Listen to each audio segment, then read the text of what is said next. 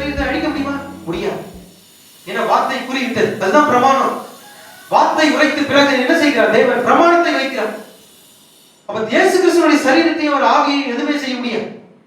பாதாளம் கூட, மரணமும் பாதாளமும் ஒரு ஆவியை என்ன பண்ண முடியாது. ஆமா, அதை அடைத்து வைத்திருக்க முடியாது. ஏனென்றால் ஏற்கனவே வார்த்தை உரைத்திருக்கிறது. நல்லா புரிஞ்சுங்க சகோதர சகோதரிகளே. தேவனுடைய வார்த்தை ஒன்று கூறியிருக்குமானால் அது தோற்றவே போகாது. ஒவ்வொரு வார்த்தைக்கும் ஒரு பிரமாணத்தை தேவன் வேதத்தில் வைத்திருக்கிறார். இயேசு கிறிஸ்துவினுடைய சரீரத்தை அழிக்க முடியாது. அவருடைய ஆவியை என்ன பண்ண முடியாது. பாதாளத்தில் நரகத்தில் அடைத்து வைக்க முடியாது. ஏனென்றால் வார்த்தை ஏற்கனவே கூறிவிட்டது. அதுதான் பிரமாணத்தை கொண்டு வருகிறது. அந்த பிரமாணம் என்ன செய்தது? மூன்றாம் நாளில் அவர் உயிரோடு எழுப்பினது. இதுதான் பிரமாணம். வார்த்தை முன்பாக உரைத்து விட்டார். பிறகு அந்த வார்த்தையானது நிறைவேறணும். அந்த வார்த்தை நிறைவேற்றியது யாரு? பரிசுத்த ஆவியானவர். அவர்தான் என்ன செய்தார்? இயேசு கிறிஸ்துவினுடைய சரீரத்தை உயிரோடு எழுப்பினார். தேவன் உங்களுக்காக எனக்காக பரிசுத்த ஆவியை வார்த்தையாக நம்ம என்ன பண்ணிருக்கிறார்? உரைத்திருக்கிறார். பிரமாணத்தை வைத்திருக்கிறார். அந்த பிரமாணத்தை நிறைவேற்றியது யாரு? பரிசுத்த ஆவியானவர் தான். அவர் தம்முடைய எல்லா வல்லமைகளையும் கொண்டு அவர் என்ன பண்ணுவார்? நிச்சயமாக நிறைவேற்றுவார். தீர்க்கதரிசி ஒரு காரியத்தை கூறுகிறார். 2 வரியில நான் சொல்லியிருந்தேன் பாருங்க. கர்த்தர் வேதத்திலிருந்து ஒரு வார்த்தை உரைத்திருப்பாரானால் அது நிச்சயமாக நடந்து தீரும். ஏனென்றால் உரைக்கப்பட்ட ஒவ்வொரு வார்த்தைக்கு பின்னாடி ஒரு பிரமாணத்தை தேவன் வைத்திருக்கிறார். வார்த்தை உரைத்திருக்கிறானால் அந்த வார்த்தைப்படி என்ன பண்ணும்? அந்த பிரமாணமானது நிறைவேறும். அந்த நிறைவேற்றுகிறது யாரு? பரிசுத்த ஆவியானவர். நீங்கள் வார்த்தையை விசுவாசித்து அந்த வார்த்தையின்படி நீங்க என்ன பண்றீங்க? ஏற்றுக்கொண்டு விசுவாசிக்கிறீங்க. விசுவாசிக்கும் பொழுது அந்த வார்த்தைக்கு பின்னாடி என்ன இருக்கிறது? பிரமாணம் இருக்கிறது. அந்த பிரமாணம் என்னவா இருக்கிறது? அதான் பரிசுத்த ஆவியானவராக இருக்கிறார். சபைக்கு கொடுக்கப்பட்ட பிரமாணம் எது? பரிசுத்த ஆவியானவர். நீங்க வார்த்தையை விசுவாசிக்கிறீங்க. வார்த்தையை ஏற்றுக்கொண்டு இருதயத்திலே வார்த்தை என்ன பண்றீங்க? விசுவாசிக்கிறீங்க. விசுவாசிக்கும் பொழுது நீங்க எந்த வார்த்தையை விசுவாசித்தீங்களோ அந்த வார்த்தை நிறைவேற்றுகிறது யாரு? பரிசுத்த ஆவியானவர். இங்க தீர்க்கதரிசி ஒரு காரியத்தை கூறுகிறார். என்ன கூறுகிறார் என்றால், தேவன் உங்களுக்காக ஒரு வார்த்தையை உரைத்திருப்பாரானால் அதை நிறைவேற்றும்படிக்கு என்ன செய்கிறார்? தேவன் பரலோகத்தில் இருக்கிற முழு வல்லமைகளையும் கொண்டு என்ன பண்ணுவார்? அதை நிறைவேற்றுவார். அல்லேலூயா. ஒரு தூதனுடைய வல்லமையினால் என்ன பண்ண? முழு உலகமே அழிந்து போகும். அப்ப பரலோகத்தில் இருக்கிற முழு வல்லமைகளால் அவர் நிறைவேற்றுவார் என்றால் அப்ப ஒரு வார்த்தை தோற்று போகுமா? தோற்று போகாது. அல்லேலூயா. அதனாலதான் சொல்றேன், அதுதான் விசுவாசி. நீங்கள் வார்த்தையை விசுவாசிக்கிறீங்க, இது நடக்கும் என்று, இது நிறைவேறும் என்று என்ன பண்றீங்க? வார்த்தையை விசுவாசிக்கிறீங்க. உங்களுடைய விசுவாசத்தின்படியே என்ன செய்கிறார்? பரிசுத்த ஆவியானவர் கிரியை செய்கிறார். நீங்க வெறும் வார்த்தையை மாத்திரம் வாசித்து ஜெபம் செய்துட்டு அப்படியே மூடிட்டு போயிட்டீங்கன்னா அது எப்படி கிரியை செய்யும்? விசுவாசம் தான் பண்ண முடியும். பரிசுத்த ஆவியானவர் கிரியை செய்ய முடியும். நீங்க வெறும் வார்த்தையை மாத்திரம் வாசிச்சுட்டு ஜெபம் பண்ணிட்டு அப்படியே போயிட்டீங்கன்னா வார்த்தை கிரியை செய்யாது. இது செத்ததாக இருக்கும். அப்போ வார்த்தை உயிர்ப்பிக்கிறது எது? உங்களுக்குள்ளாக இருக்கிற விசுவாசம். அதுதான் வார்த்தையை உயிர்ப்பிக்கிறது. உயிர்ப்பித்து நீங்கள் தங்களுடைய வாயினாலே அறிக்கை செய்யும் போது நீங்கள் எதை அறிக்கை செய்கிறீர்களோ அந்த அறிக்கையின்படி பரிசுத்த ஆவியானவர் கிரியை செய்கிறார். இப்ப நோய் வந்துருந்துச்சுங்க, வார்த்தையினால என்ன பண்ணுங்க? விசுவாசத்தினால கேளுங்க. விசுவாசத்தினாலே கேட்கும் போது உங்கள் விசுவாசத்தின்படி பரிசுத்த ஆவியானவர் உங்களுக்குள்ளாக கிரியை செய்வார். ஆகினால்தான் என்ன பண்றதுல நிறைய பேர் சுகம் அடைகிறது கிடையாது. தீர்க்கதரிசி அநேக இடத்துல கூறியிருக்கிறார், எனக்கு தெரியும். சகோதரனே சகோதரியே, சொந்த சரீரத்தில் இருக்கிற வியாதியை உங்களால சுகப்படுத்துறதுக்கு ஏதுவான விசுவாசம் உங்க இடத்துல இல்லைன்னா எடுத்துக்கொள்ளப்படுதல் கேட்ட விசுவாசம் உங்களுக்குள்ள எப்படி வரும்? புரிகிறதா? நீங்க உடம்பு சரியில்லைன்னா மாத்திரை போறீங்க, மருந்து போறீங்க, மருத்துவர்கிட்ட டாக்டர் கிட்ட போறீங்க. ஒரு சரீரத்தில் இருக்கிற சின்ன ஒரு சிம்டம்ஸ் கூட, ஒரு வியாதியை கூட உங்களால சுகமாக்கக்கூடிய அளவுக்கு விசுவாசம் இல்லைன்னா எப்படி எடுத்துக்கொள்ளப்படுதல் கேட்ட விசுவாசம் வரும்? ஆனா கர்த்தர் இந்த விசுவாசத்தை திரும்ப சபைக்கு அளிப்பார் என்று கூறியிருக்கிறார். அல்லேலூயா. இதுதான் உண்மை. அதுதான் இந்த செய்தி. எழுந்து போன விசுவாசத்தை திரும்ப அளிப்பேன் என்று கர்த்தர் உரைத்திருக்கிறார். யோவேலின் தீர்க்கதரிசியினால் வார்த்தை உரைத்திருக்கிறார். சகோதரனே, ஏற்கனவே வார்த்தை உரைக்கப்பட்டாயிற்று. அந்த வார்த்தையின் பிரமாணம் வார்த்தை உரைக்கப்பட்டாயிற்று. அந்த வார்த்தைக்கு தேவன் என்ன வைத்திருக்கிறார்? பிரமாணத்தை வைத்திருக்கிறார். அந்த பிரமாணம் எங்க இருக்கிறது? சபைக்குள்ளாக இருக்கிறது. அந்த சபைக்குள்ளாக அந்த பிரமாணத்தை நிறைவேற்றுகிறது யாரு? பரிசுத்த ஆவியானவர். அவர்தான் வாக்குத்தத்தமாய் கொடுக்கப்பட்டவர். ஆமென். தேவன் தம்முடைய தீர்க்கதரிசியாக யோவேலிடத்தில் கூறிவிட்டார், நீ எதையெல்லாம் இழந்து போனாயோ அதையெல்லாம் நான் திரும்ப அளிப்பேன் என்று கூறிட்டார். அல்லேலூயா. நம்ம ஆதியிலே நம்ம எதை இழந்து போனோம்? விசுவாசத்தை இழந்து போனோம். சாத்தானை என்ன செய்தான்? அவிசுவாசத்தை கொண்டு வந்து தேவனுடைய வார்த்தையை சந்தேகிக்கும்படியாக செய்து உங்களுக்குள்ளாக இருக்கிற விசுவாசத்தை அவன் எடுத்து போட்டான். நீங்கள் அந்த வார்த்தை உரைத்தால் ஆனா என்ன செஞ்சது? சாத்தான் என்ன செஞ்சான்? உங்களுக்குள்ளாக இருக்கிற விசுவாசத்தை எடுத்து போட்டான். ஆனா தேவன் அதை திரும்ப அளிப்பேன் என்று கூறியிருக்கிறார். நீங்க அதை பத்தி நீங்க கவலைப்படாதீங்க. பசுத்தாவியில தான் விசுவாசத்தை எல்லாரும் என்ன பண்றாரு? எல்லா விசுவாசிகளும் பகிர்ந்து அளிக்கிறார். அவர்களுடைய விசுவாசத்தின்படி நீங்க என்ன பண்ணுவீங்க? கிரியை செய்வீர்கள். எனக்கு விசுவாசமே இல்லைன்னு நீங்க என்ன பண்ணாதீங்க, அப்படி சொல்லாதீங்க. அப்படி யாராவது உணர்ந்தீங்கன்னா இதுதான் சரியான நேரம், ஒப்பு கொடுத்துருங்க. நீ காரணம் இல்லை, நேரம் இல்லை. இனி ஒரு புதுசா ஒரு மனிதன் ரட்சிக்கப்பட்டு ஞானஸ்நானம் பெற்று இந்த செய்தியை கேட்டு அவனை இன்னும் பலத்தின் மேல் பலன் அடைவதற்கெல்லாம் போதுமான நேரம் இல்லை. காலத்தின் முடிவில் இருக்கு. இப்ப இருக்கிற நிலைமையிலிருந்து இன்னும் நம்ம முன்னோக்கி தான் போகணும், பின்னோக்கி போக கூடாது. நீ முன் வச்ச காலை நீ என்ன பண்ண கூடாது, பின்னாடி வைக்க கூடாது. நம்ம என்ன பண்ணணும், முன்னோக்கி நடந்து போயிட்டே இருக்கணும். அல்லேலூயா. இதுதான் தேவன் விரும்புகிறார், இதான் பரிசுத்த ஆவியானவர் விரும்புகிறார். எது எனக்கு அதுதான் ரொம்ப பிடிக்கும். எது என்ன செய்யலாம், இயேசுவை மிதித்து கொண்டு போயிட்டே இருக்கலாம். அதுதான் நமக்கு தேவை. இனி பூமியில எல்லாம் எப்படி இருக்கு, செத்து போன சரீரமா இருக்கு. இந்த சரீரத்தை நீங்க என்ன பண்ணணும், மிதிச்சிட்டு போயிட்டே இருக்கணும். ஏற்றுக்கொள்வது ஏற்றுக்கொள்ளாமல் போவது அவனுடைய விருப்பம் தான். ஆனா பரிசுத்த ஆவியானவர் உங்களுக்கு கூட இருக்கிறாரா? அந்த பரிசுத்த ஆவியின் பலத்தினால நீங்க என்ன பண்ணுங்க, எல்லாத்தையும் மிதிச்சிட்டு போயிட்டே இருங்க. எதுவுமே உங்களை தடுத்து நிறுத்த கூடாது. நம் பலத்தின் மேல் பலன் அடைந்து நம்ம என்ன பண்ணோம், கழுகுகளை போல சேட்டைகளை அடித்து நம் உயிரினோடு கூட அவர் வரும்போது மத்திய ஆகாயத்தில் என்ன பண்ணணும், சேட்டைகளை அடித்து காற்றில் பறந்தவரோடு கூட செல்ல வேண்டும். அல்லேலூயா. இதுதான் தேவன் பரிசுத்த ஆவியை விரும்புகிறார். அதுக்காக தான் பரிசுத்த ஆவியை என்ன பண்றாரு, விசுவாசியை பயிற்றுவிக்கிறார்.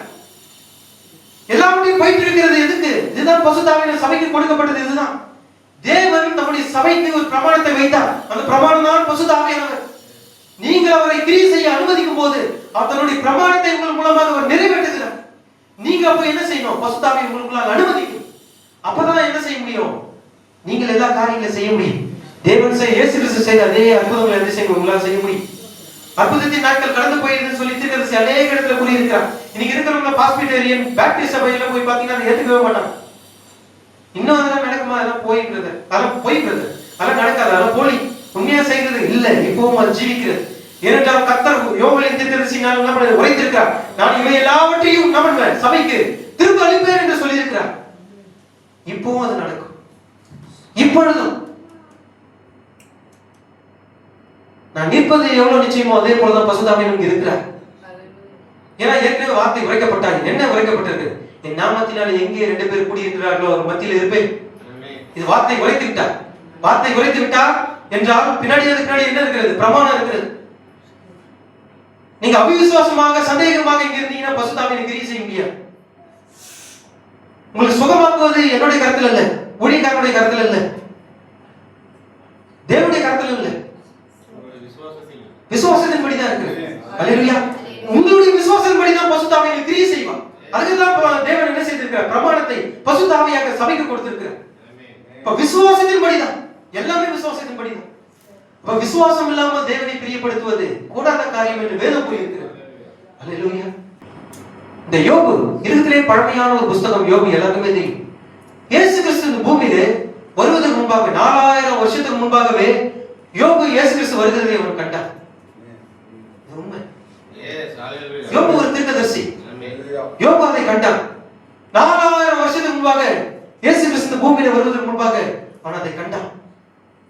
என் தோல் முதலாய் அழுகி போனாலும் என் சரீரத்திலிருந்து அவரை காண்பேன். என் மீட்பர் இன்னும் உயிரோடு தான் இருக்கிறார். அல்லேலூயா. என் தோல் முதலாய் அழுகி போனாலும் என் சரீரத்திலிருந்து அவரை நான் காண்பேன். ஏன்னா அவர் வரப்போகிறார். அவர் கடைசி நாளில் வந்து நிற்பார். என் கண்கள் அவரை காணும். அந்நிய கண்களினால் அல்ல, என் கண்களினால் அவரை காண்பேன். இயேசு கிறிஸ்து வருவதற்கு முன்பாகவே தீர்க்கதரிசியாக யோபுவின் மூலமாக தேவன் அந்த காரியத்தை உரைத்தார். 4000 வருஷத்துக்கு முன்பாகவே இயேசு கிறிஸ்து பூமியின் மேல் வந்து நிற்கிறதை அவர் கண்டார். அவர் என்ன வருகிறார், என் மீட்பர். மீட்பர் யாரு, அவர்தான் மேசியா. மேசியா அந்த பூமியின் மேல் வந்து நிற்பார். அவர் நிற்கும் பொழுது என் கண்கள் அவரை காணும். அல்லேலூயா. இதுதான் உண்மை. அப்போ 4000 வருஷம் வரைக்கும் அவர் சரீரமானது எப்படி இருக்கு, அடக்கம் பண்ணப்பட்டு உருவழிந்து போய் எலும்பு கூட மக்கி போயிருக்கும். ஒருவேளை அவர் எரிச்சு அவர் சாம்பல் என்ன பண்ண ஒரு டம்ளர் அளவுக்கு எடுத்து வச்சிருக்கலாம். ஆனா பாருங்க, 4000 வருஷம் கழிச்சு மேசியா அந்த பூமியில வரும்போது அவர் உயிரோடு திரும்ப வருவார் என்று என்ன பண்ண கூறினார். யார் உயிரோடு, யோபு உயிரோடு வருவார் என்று என் சொந்த கண்களினால் அவரை பார்ப்பேன் என்று கூறினார். வார்த்தையானது இப்ப என்ன நடந்தது, வார்த்தையானது உரைக்கப்பட்டது. உரைக்கப்பட்ட வார்த்தை இப்பொழுது என்ன பண்ணணும்? நிறைவேறணும். ஏன்னா உரைக்கப்பட்ட வார்த்தையின் பின்னாடி என்ன இருக்கிறது? தேவனுடைய பிரமாணம் இருக்கிறது. அந்த தேவனுடைய பிரமாணம் நிறைவேறணும். என்ன செய்யணும்? பரிசுத்த ஆவியானவர் அதை நிறைவேற்றணும். பரிசுத்த ஆவி தான் உயிர்ப்பிக்கும் வல்லமை. பரிசுத்த ஆவி தான் ஜீவன். அவர் என்ன பண்ணணும்? ஜீவனை கொண்டு வரணும். அவர்கிட்ட தான் என்ன இருக்கிறது? தேவனுடைய பிரமாணம் அவர்கிட்ட இருக்கிறது. இப்ப வார்த்தை ஏற்கனவே என்ன பண்ணது? யோபுவின் மூலமாக உரைக்கப்பட்டாய்.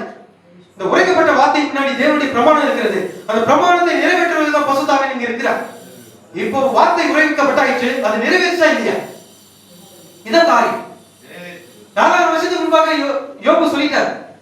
என்ன சொல்லிட்டார்? தோல் முதலே அழுகி போனாலும் பரவாயில்ல, நான் அவரை காண்பேன். அதான் நீங்க போகிறேன். என் தோல் முதலானவை அழுகி போன பின்பு நான் என் மாம்சத்தில் இருந்து தேவனை பார்ப்பேன், அவரை நானே பார்ப்பேன், அந்நிய கண்களால் அல்ல, என் கண்களே அவரை காணும். இந்த வாஞ்சையால் பாருங்க, இந்த வாஞ்சையால் என் உள்ளந்திரியங்கள் எப்படி இருக்கிறது? சோர்ந்து போயிருக்கிறது. அல்லேலூயா. இப்ப நம்முடைய இருதயம் சோர்ந்து போயிருக்கிறது. கர்த்தாவே இப்பொழுது வருவீர். எவ்வளவு நாள் தான் இந்த பாவ உலகத்துல நான் வாழ்ந்துட்டு இருப்பேன். எவ்வளவு நெருக்கடிப்பா என் வாழ்க்கையில, எவ்வளவு போராட்டப்பா, எவ்வளவு பிரச்சனைப்பா, என் வாழ்க்கையில எவ்வளவோ இருக்கிறது கர்த்தாவே. ஆனா அதையும் தாண்டி வந்து உம்மை தேடி கொண்டிருக்கிறேன். அதையும் தாண்டி வந்து உம்மை விசுவாசிக்கிறேன். அல்லேலூயா. எப்பொழுது கர்த்தர் வருவீர்? ஆகையினால் தான் இந்த பூமியில் இருக்கிற எல்லா மிருக ஜீவன்கள் என்ன பண்ணுது? பிரசவ வேதனை பட்டுக் கொண்டிருக்கு. எப்பொழுது அவர் வருவார் என்று. ஏன்னா பூமியானது எப்படி இருக்கிறது? தாங்க முடியாத அளவுக்கு பாவம் நிரம்பி இருக்கிறது. தேவனால் பொறுத்துக் கொள்ள முடியாத அளவுக்கு பூமியில் எப்படி இருக்கிறது? பாவம் பெருகி இருக்கிறது. அதான் நான் சொன்னேன், போன வருஷத்தின்படி இந்த வருஷம் இருக்காது, இந்த வருஷம் இன்னும் அதிகமா இருக்கும். பாவங்கள் எல்லாம் அதிகமா இருக்கு. இன்னும் இருக்க அதிகமா தான் போகும் கண்ட, இது குறையாது. ஏன்னா மனுஷகுமாரன் வருகிற நாட்களில் எப்படி இருக்கும்? சோதமை போல, நோவை நாட்களை போல இருக்கும். பூமியில அக்கிரமம் பெருகும், இன்னும் அதிகமாக பெருகும். ஆனா மனவாட்டியாக நம்ம எப்பொழுது எப்படி இருப்போம்? இலை பாரிக்கொண்டு சந்தோஷத்தோடு கூட, ஒரே மனதோடு கூட, ஒரே ஆவியோடு கூட, ஒரே சிந்தையோடு கூட, எந்த சூழ்நிலையிலும் நம்ம என்ன பண்ணுவோம்? தேவனை துதித்துக் கொண்டுதான் இருப்போம், ஆராதித்துக் கொண்டுதான் இருப்போம். வார்த்தையானது, செய்தியானது பிரசங்கிக்கப்பட்டுதான் இருக்கும். கிறிஸ்தவர்களுக்கு உபத்திரம் வரும். உபத்திரம் ஏற்கனவே ஸ்டார்ட் ஆயிடுச்சு. சபைகள்லாம் இடிக்கிறாங்க. கிறிஸ்துமஸ் ஆராதனை விரோதமா என்ன பண்ணாங்க? நிறைய காரியங்களை செஞ்சாங்க. வெளிநாடுகளில் இது நடந்தது. அநேக கிறிஸ்தவ 40,000 பேர் கிட்ட என்ன பண்ணாங்க? கிறிஸ்தவர்களை எரிச்சு சாம்பலாக்கி அவர்களே கொன்று அவர்களே அடக்கம் பண்ணினார்கள். எல்லா காரியங்களும் பூமியில் நடந்துதான் இருக்கிறது. இந்த உபத்திரம் யாருக்கு? தங்களை கிறிஸ்தவர்கள் என்று கூறுகிறார்கள், அவர்கள் தான். ஆனா நமக்கு அப்படி கிடையாது. அல்லேலூயா. ஏன்னா உண்மையான கிறிஸ்தவர்கள் யாரு? நம்ம தான். கிறிஸ்துவை உடையவர்கள் இது நம்ம தான். உண்மையான மனவாட்டி யாரு? நம்ம தான். ஆனா தன்னை தானே என்ன பண்றாங்க? மனவாட்டி என்று கூறிக்கொள்கிறாங்க. அவங்களுக்கு தான் அந்த உபத்திரம், நமக்கு கிடையாது. நீங்க அதை குறித்து கவலைப்படாதீங்க. சபையில மூடிட்டு வராங்க, விசுவாசிகள் கொலை செய்யப்படுறாங்க, இது நீங்க பயப்படாதீங்க. நீங்க என்ன நினைக்கிறீங்க? கர்த்தருடைய வருகை இன்னும் சமீபமாயிடுச்சு. நான் இயேசு கிறிஸ்துவை நான் சந்திக்க போகிறேன். என்னுடைய எல்லா கவலைகளுக்கும், என்னுடைய இந்த உலகத்தில் நான் மிகுந்த பாடுகளை அனுபவித்தேன், எல்லாம் முடிவுக்கு வருகிறது. அல்லேலூயா. எல்லாமே முடிவுக்கு வருகிறது. என் கவலை, கண்ணீர், கஷ்டம், நஷ்டம், துன்பம், துயரம், வியாதி எல்லாமே முடிவுக்கு வருகிறது. ஏனென்றால் இயேசு கிறிஸ்து சீக்கிரத்தில் வரப்போகிறார். இப்பொழுது தேவன் கூறின வார்த்தைப்படி உபத்திரமான தொடங்கி விட்டது. இப்பொழுது நான் இயேசு கிறிஸ்துவை சந்திக்க வேண்டிய நேரம். ஏற்கனவே வார்த்தை உரைக்கப்பட்டாயிற்று. ஆமென். அதனால தான் நான் சொன்னேன், உன் சரீரத்தை எரிச்சு எங்க தூக்கி போட்டாலும் கவலையே இல்லை. வார்த்தை உரைக்கப்பட்டாயிற்று. என்ன வார்த்தை உரைக்கப்பட்டது? பவுலின் மூலமாக அந்த வார்த்தை உரைக்கப்பட்டது. ஆமென். இயேசு கிறிஸ்து வரும்போது முதலாவது மரித்தவர்கள் உயிரோடு எழுந்திருப்பார்கள். அல்லேலூயா. பின்பு உயிரோடு இருக்கிற நாமும் மறுரூபம் அடைவோம். எப்படி? கன்னிமை பொழுது, ஒரு கன்னிமைக்கிற நேரத்துல மறுரூபம் ஆகும் என்று பரிசுத்த ஆவியானவர் என்ன செய்தார்? தம்முடைய அப்போஸ்தலனாகிய பவுலின் மூலமாக அந்த வார்த்தை உரைத்திருக்கிறார். அந்த வார்த்தைக்கு பின்னாடி பிரமாணம் இருக்கிறது. இந்த பிரமாணம் எங்க நிறைவேறும்? இயேசு கிறிஸ்து வரும்போது பரிசுத்த ஆவியின் வல்லமையினால மரித்தவர்கள் உயிரோடு எழுந்திருப்பார்கள். அதுதான் பரிசுத்த ஆவி, அதுதான் பிரமாணம். சபைக்கு கொடுக்கப்பட்ட பிரமாணம் பரிசுத்த ஆவியானவர் தான். உங்களை உயிரோடு எழுப்புகிறது யாரு? பரிசுத்த ஆவியானவர் தான். வார்த்தை ஏற்கனவே உரைக்கப்பட்டாயிற்று. இயேசு கிறிஸ்து என்ன பண்ணார்? வார்த்தையை உரைத்தார். என்னை விசுவாசிக்கிறவன் மரித்தாலும் பிழைப்பான் என்று கூறினார். என்னை விசுவாசிக்கிறவன் நித்திய ஜீவன் உண்டு, அவன் ஆக்கினை தீர்ப்புக்கு உட்படாமல் அவன் நித்திய ஜீவனுக்கு உட்பட்டு இருக்கிறான். வார்த்தை ஏற்கனவே என்ன பண்ணது? உரைக்கப்பட்டாயிற்று. அந்த பிரமாணம் எங்க இருக்கிறது? சபைக்குள்ளாக இருக்கிறது. பரிசுத்த ஆவியானவர் அந்த பிரமாணம். நீங்கள் அந்த வார்த்தையை விசுவாசிக்கும் பொழுது, ஒருவேளை நீங்கள் மரித்து போனாலும் அல்லது உயிரோடு இருந்தாலும் வார்த்தை பிரமாணம் ஏற்கனவே உரைக்கப்பட்டாயிற்று. நீ உயிரோடு இருந்தாலும் என்ன பண்ணுவீங்க? கன்னிமைக்கும் நேரத்தில் மறுரூபம் ஆவீர்கள். ஏனென்றால் வார்த்தை உரைக்கப்பட்டாயிற்று. நீங்கள் ஒருவேளை மரித்து அடக்கம் பண்ணப்பட்டிருக்கலாம். ஆனால் இயேசு கிறிஸ்து வரும்போது முதலாவது மரித்தவர்கள் உயிரோடு எழுந்திருப்பார்கள். வார்த்தை ஏற்கனவே உரைக்கப்பட்டாயிற்று. பிரமாணத்தை நிறைவேற்றுகிற பரிசுத்த ஆவியானவர். அது வானமும் பூமியும் ஒழிந்து போனாலும் அந்த பிரமாணம் ஒழிந்து போகாது. இதான் உண்மை. எப்படியானாலும் மரித்த நீங்கள் உயிரோடு எழுந்திருப்பீர்கள். ஏனென்றால் வார்த்தை உரைக்கப்பட்டாயிற்று. நீங்க அதை விசுவாசிச்சீங்க. உங்கள் விசுவாசத்தின்படியே நீங்க என்ன பண்ணீங்க? மரித்தீர்கள். இப்ப உயிரோடு எழுப்ப வேண்டியது யாருடைய கருத்துல இருக்கிறது? பரிசுத்த ஆவி. அதுதான் சபைக்கு கொடுக்கப்பட்ட பிரமாணம். எப்பொழுதுமே தேவன் என்ன செய்கிறார்? முதலாவது வார்த்தையை உரைக்கிறார். உரைத்ததுக்கு பிறகு என்ன செய்கிறார்? அதுக்கு பின்னாடியே ஆமா பிரமாணத்தை வைத்திருக்கிறார். 4000 வருஷம் கழிச்சு யோபு உயிரோடு எழுந்து வந்தானா இல்லையா? அதுதான் மேட்டர். அதுதான் விஷயமே. 4000 வருஷம் கழிச்சு யோபு என்ன பண்ண? உயிரோடு எழுந்து வந்தா கூட நீங்க மத்தேயு 27ஆம் அதிகாரத்துல சொல்லப்பட்டிருக்கிறது. வாசிங்க. கல்லறைகளும் திறந்தது, நித்திரை அடைந்திருந்த அநேக பரிசுத்தவான்களுடைய சரீரங்களும் எழுந்திருந்தது. அவர் உயிர்த்தெழுந்த பின்பு இவர்கள் கல்லறைகளை விட்டு புறப்பட்டு பரிசுத்த நகரத்தில் பிரவேசித்து அநேகருக்கு காணப்பட்டார்கள். ஹல்லேலூயா. வார்த்தை நிறைவேறிச்சு. பிரமாணம் நிறைவேறிச்சு. எஸ், தேவன் தம்முடைய தீர்க்கதரிசியாக யோபுவை கொண்டு சொன்ன அந்த வார்த்தை இங்க நிறைவேறிங்க. 4000 வருஷம் கழிச்சு யோபுக்கு உயிரோடு எழுந்தான். என்ன பண்ணாங்க? அவர் உயிர்த்தெழுந்த பிறகு இவர்கள் கல்லறைகளை விட்டு புறப்பட்டு இயேசு கிறிஸ்து மேசியாவாக அந்த பூமிக்கு வரதுக்கு முன்பாக அநேக பரிசுத்தவான்கள் என்ன பண்ணாங்க? மரித்தார்கள். அப்படி என்ன நடந்தது? கல்லறைகள் எல்லாம் வெடித்தது. மரித்த அநேக பரிசுத்தவான்கள் என்ன பண்ணாங்க? கல்லறையிலிருந்து எழும்பி பரிசுத்த நகரத்தில் சென்று அநேகருக்கு காணப்பட்டார்கள் என்று வேதம் கூறுகிறது. இது உரைக்கப்பட்ட வார்த்தை. இது பிரமாணம் நிறைவேறதுக்கான இதுதான் சாட்சி. இந்த வார்த்தை தான் நமக்கு சாட்சி. 4000 வருஷத்துக்கு முன்பாக யோபு உரைத்த இந்த வார்த்தைக்கு இதுதான் பிரமாணம். இந்த வார்த்தை பிரமாணம் நிறைவேறதுக்கு இந்த வார்த்தை தான் சாட்சி. அங்க என்ன கூறியிருக்கிறது? வாசல்களே உங்கள் தலைகளை உயர்த்துங்கள், அநாதி கதவுகளை என்ன பண்ணுங்க? உங்க கதவுகளை உயர்த்துங்கள், மகிமையின் ராஜா உட்பிரவேசிப்பார். அல்லேலூயா. யார் இந்த மகிமையின் ராஜா? அவர்தான் கர்த்தராகிய இயேசு கிறிஸ்து. மகிமையின் ராஜா உள்ளே பிரவேசிப்பார். அநாதி கதவுகளை நீ என்ன பண்ணுங்க? தலைகளை உயர்த்துங்கள், மகிமையின் ராஜா உள்ளே பிரவேசிப்பார். அவர் மரித்து அவர் என்ன பண்ணாரு? மகிமையின் ராஜா உள்ளே பிரவேசிக்கும் போது சிறைப்பட்டவர்களை சிறையாக்கினார் என்று கூறப்பட்டிருக்கிறது. இப்ப அந்த சிறைப்பட்டவர்கள் என்ன பண்றாங்க? நம்முடைய இந்த சபைக்கு தேவன் கொடுத்த வாக்குத்தத்தங்கள் நிறைவேறுவதற்காக அவர் காத்துக் கொண்டிருக்கிறார். மரித்த பரிசுத்தவான்களை நமக்காக காத்துக் கொண்டிருக்கிறார். அநேக வார்த்தையை கேட்டு விசுவாசித்து இந்த வார்த்தையின்படி செய்தியின்படி மரித்த அநேக பரிசுத்தவான்கள் அந்த யோர்தான் அக்கறையிலே காத்துக் கொண்டிருக்கிறார். எதற்காக? வாக்குத்தத்தங்களும் தேவனுடைய வார்த்தைகள் இந்த சபையில நிறைவேறுவதற்காக அவர் இன்னும் காத்துக் கொண்டிருக்கிறார். நாம் பரிபூர்ணம் அடைவதற்காக அவர் காத்துக் கொண்டிருக்கிறார்கள். பரிபூர்ணம் அடைவது செய்வது எது? பசுத்தாவி. பசுத்தாவி தான் நம்ம பரிபூர்ணம் அடைய செய்கிறார். சபையை பரிபூர்ணமாக்குகிறது யாரு? பசுத்தாவியினர் தான். சபையான பரிபூர்ணமான நிலை அடைய வேண்டும். அந்த நிலையை அடைய வேண்டும் என்றால் நீங்க என்ன பண்ணணும்? உங்களை நீங்களே வெறுமையாக்கி பசுத்தாவியின் கருத்துல கொடுத்துடணும். அப்பதான் உங்களை என்ன பண்ண முடியும்? அவர் தேவனுடைய சித்தத்தை எடுத்து உங்களாக பயன்படுத்த முடியும். தேவன் உங்களை எந்த நோக்கத்திற்காக படித்தால் அந்த நோக்கத்தை நிறைவேற்ற முடியும். அது வரையிலும் என்ன பண்ண முடியாது? நிறைவேறாது. சொந்த திட்டத்தின்படி இருக்காதீங்க, சொந்த முயற்சிகளின்படி இருக்காதீங்க. தேவனுடைய வார்த்தையை எடுத்து சொந்த முயற்சிகளின்படி செய்ய, அது கிரியை செய்யும்படி முயற்சி செய்யாதீங்க. தேவனுடைய கருத்துல ஒப்படைச்சிருங்க. ஏன்னா தேவனுடைய வார்த்தை, நீங்க வார்த்தை விசுவாசிப்பது மாத்திரம் தான் உங்களுடைய கருத்துல இருக்கிறது. கிரியை செய்வது யாரு? பரிசுத்த ஆவியானவர். அவர் தான் பிரமாணம், அவர் தான் நிறைவேற்றணும்.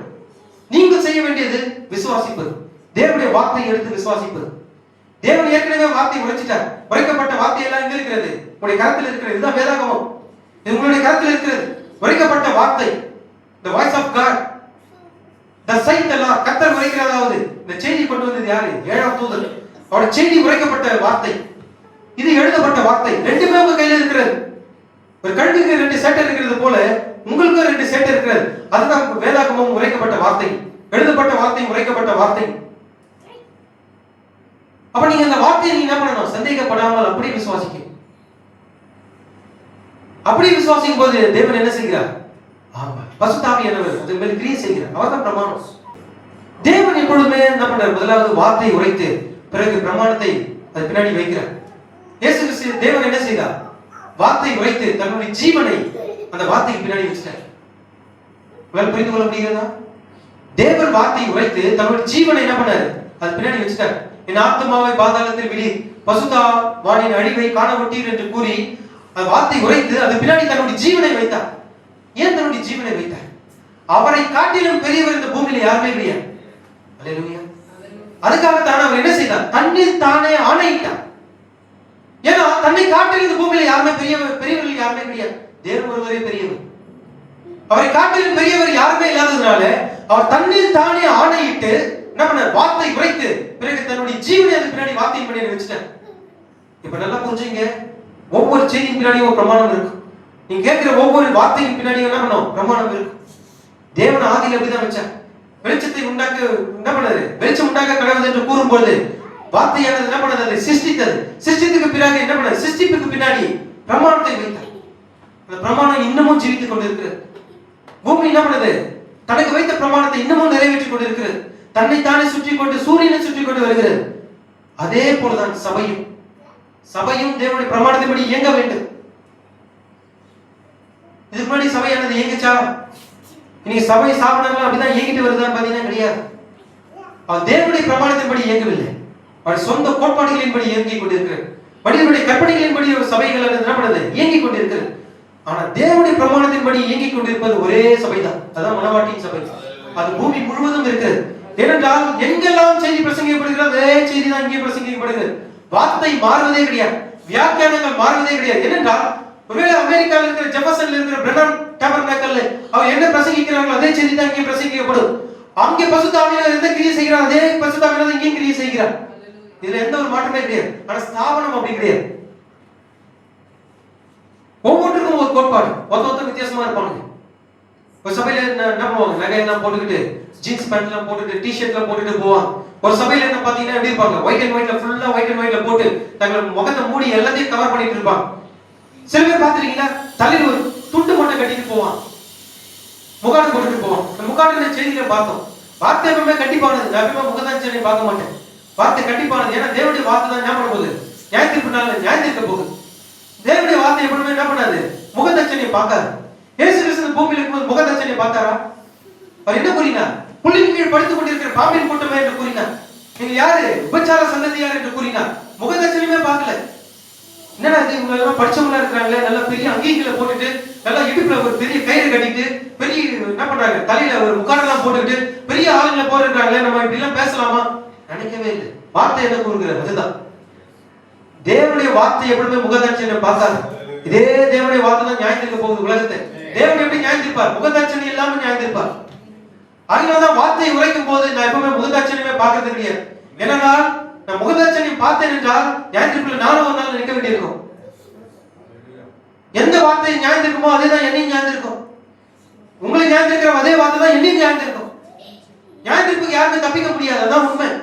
என் சரீரத்தை எரிச்சு நீ என்ன பண்ணலாம்? சாம்பலாக எடுத்து அதை நீ நம்ம பூமியில இருக்கிற 4 திசையில எடுத்துட்டு போயிட்டு அமெரிக்கா, என் கையை வந்து அமெரிக்காவில, இன்னொரு கையை வந்து ஜெர்மன்லயும், என் தலையை வந்து ஆப்பிரிக்காவிலையும், என் சரீரம் வந்து இந்தியாவிலையும், 2 காலை எடுத்துட்டு போயிட்டு சைனாலையும் ஜப்பான்லயும் வச்சீங்கன்னா கூட எப்படி இருந்தாலும் ஒரு நாள் நியாயத்திற்குள்ள வந்துதான் நிக்கணும்.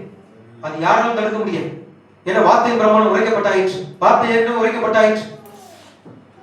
தப்பிக்கவே முடியாது. ஜலத்தினால மரித்தவர்கள் என்ன பண்ணுவோம்? ஜல சாட்சியாக கொண்டு வந்து நிறுத்தம். அக்கினியானால மரித்தவர்கள் என்ன பண்ணுவோம்? அக்கினி எட்டு வந்து ஞாயிற்றுக்குள்ளால அவர் கொண்டு வந்து நிறுத்தம். தப்பிக்கவே முடியாது. ஒரு சரீர சாம்பலானா கூட என்ன பண்ண முடியாது? தப்பிக்க முடியாது. ஞாயிற்றுக்குள்ளால வந்து நிக்கணும். அதனாலதான் சொல்றேன், வார்த்தை எப்பவுமே முகதாட்சணியம் பார்க்காது. வார்த்தை எப்பவுமே கண்டித்து உணர்த்தும். தேவன் இயேசு கிறிஸ்து முகதாட்சணியமே பார்க்கல. விபச்சார சந்ததியாரே என்று கூறினார். புள்ளின் கீழ் படுத்துக் கொண்டிருக்கிற பாம்பின் கூட்டமே என்று கூறினார். நீ கல்லறைகள் என்ன பண்ணிருக்க? வெள்ளை அடிக்கப்பட்ட கல்லறைகளாக இருக்கிறீர்கள் என்று கூறினார். பொல்லாத விபச்சார சந்ததியார் என்று கூறினார்.